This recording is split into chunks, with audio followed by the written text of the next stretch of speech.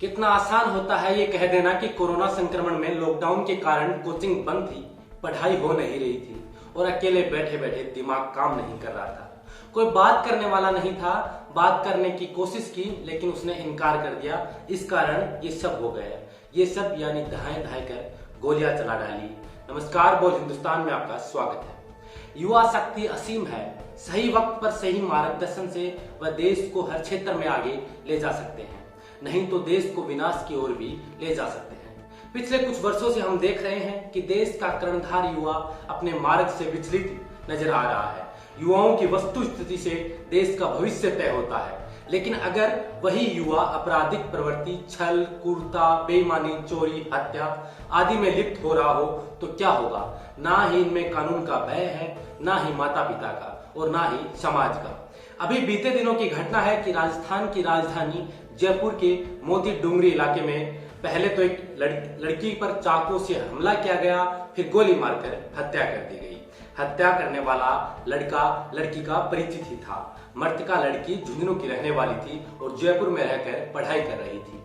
युवती परीक्षा देने आई थी, वहीं घात लगाकर बैठे हत्यारे युवक ने पहले तो चाकू से हमला किया, फिर उसे गोली मार दी।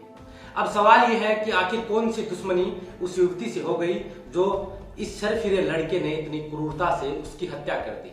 आरोपी लड़के का नाम विष्णु है और धौलपुर का रहने वाला है।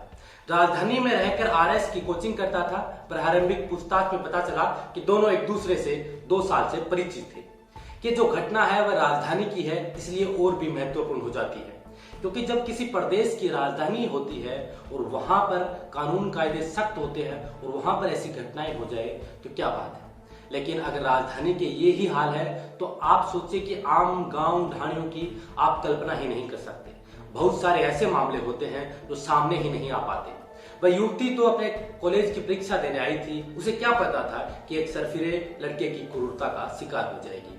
कितनी भयभीत करने वाली ये तस्वीरें हुई होंगी। स्थिति आप अंदाजा लगाइए कि जब परिजनों को सूचना मिली होगी कि उनकी क्या हालत हुई होगी।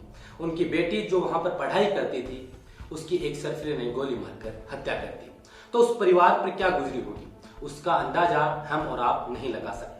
इस घटना का वीडियो भी वायरल हो रहा है। माफ कीजिएगा, हम दिखाने में असमर्थ हैं। आरोपी युवक आरएस की तैयारी कर रहा था, लेकिन इस मानसिकता को समझना भी जरूरी हो जाता है कि आखिर आप इतने पढ़े लिखे हो तो आप सरफिरे जैसी हरकत करके किसी युवती को मौत के घाट कैसे उतार सकते हो। लेकिन बड़े सवाल तो कानून व्यवस्था पर भी खड़े होते हैं कि राजधानी की कानून व्यवस्था के ये कैसे हालात हैं।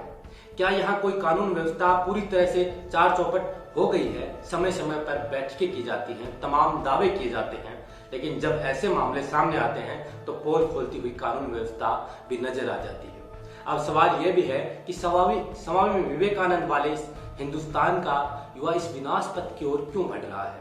अपराध एक ऐसा रोग है जो कुंठित मानसिकता से उपजा एक विष है, जो अपना स्वार्थ सिद्ध करने के लिए किसी भी हद तक जा सकता है।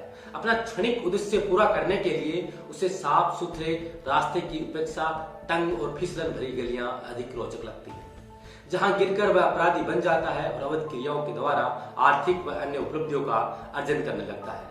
अपराध समाज के बनाए और माने हुए रास्ते को तोड़ने का नाम है।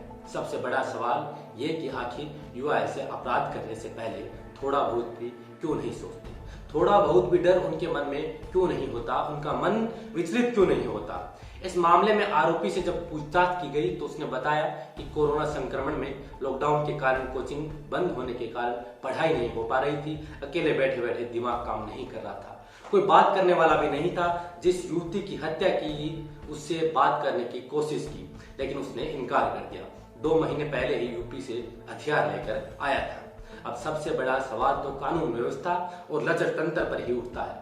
जब तक ये अवैध हथियारों की मंडियां चलती रहेंगी, तब तक ऐसे अपराधों पर लगाम लगाना मुश्किल काम है। दूसरा सबसे बड़ा कारण यह भी है कि पारिवारिक माहौल का भी होता है। अगर माता पिता बच्चों से हर विषय पर खुलकर बात करें तो ऐसे अपराधों को रोका जा सकता है। हम बोल हिंदुस्तान के माध्यम से प्रशासन से यही अपेक्षा करते हैं कि आरोपी पर कठिनतम कार्रवाई की जाए, ताकि भविष्य में ऐसी घटनाओं पर विराम लग सके। शुक्रिया। जय हिंद।